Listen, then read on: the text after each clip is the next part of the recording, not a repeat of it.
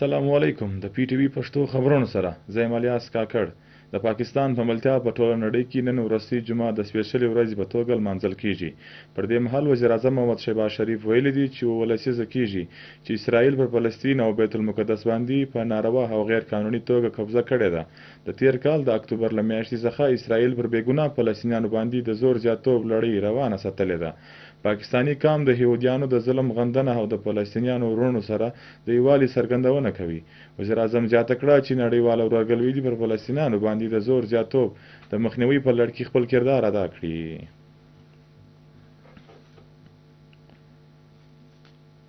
و بشرا بیبي ته د زهر ورکولو کیسه هم دروغ شوه. د پیمز د 4 مخورو ډاکټرانو میډیکل ریپورټ څرګندونه شوی دی چې په هغوی کې د زهر ورکولو او یا داسې مواد په خوړو کې ګډولو هسې ډول نقش نه دي ترلاسه شوي. د پیمز هسپتال 4 مخورو ډاکټرانو بشرا بیبي لخوا د زهر ورکولو پر شکایت باندې د هغه پوره کتنه وکړه او د پی ټی آی د جوړونکي خپل ډاکټر هم د دې خبرې پخلی کړی دی.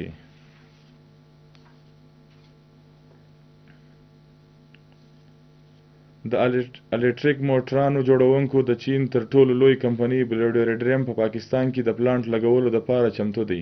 د کمپنۍ لخوا په پاکستان کې د بجلی باندې د چلیدونکو ماحول ښه ساتونکو موټرانو جوړولو د بیرنۍ سرمایه‌کارۍ راوړلو په لړ کې د اس ای اف سی د هڅو ډیر لوی په زړه پورې ثبوت دی.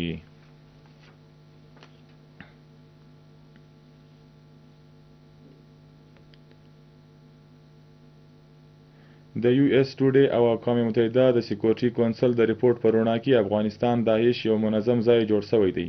پر ماسکو راک کنسرټ باندې د ترهګرۍ برید داعش ترسره کړی و. د امریکې تر وتلو وروسته داعش خراسان خپلې ریښې پیاوړې کړې دي. د داعش خراسان لپاره افغانستان په زړه پورې ځای دی.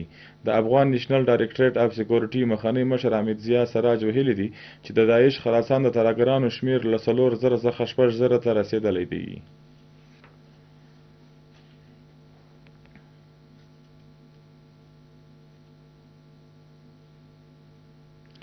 د پی سی بی له چیرمن محسن نقوي سره د برطانیې هائی کمشنر جین میرټ ولیدل چې په لیدو کتو د پاکستان او انګلند تر مابین پر کرکټ سیریز باندې سره وژغېدل. د پی سی بی چیرمن محسن نقوي وویل چې د ټي 20 سیریز په ورلد کپ کې د دواړو لوبډلو د چمتو لپاره د مرستیال ثابته شي. د برطانیې هائی کمشنر د پی ایس ایل او په ښه توګه ترسره کېدلو باندې د پی سی بی او چیرمن محسن نقوي ته مبارکي وویله او د پی سی بی او د کورنیو چارو د وزارت د هڅو د پرمختګ لپاره د ښو هیلو څرګندونه ورکړه. اوس پر دې مهال پښتو خبرونه پای ته ورسېدل. موږ ته راکړئ اجازت. د خدای په امان.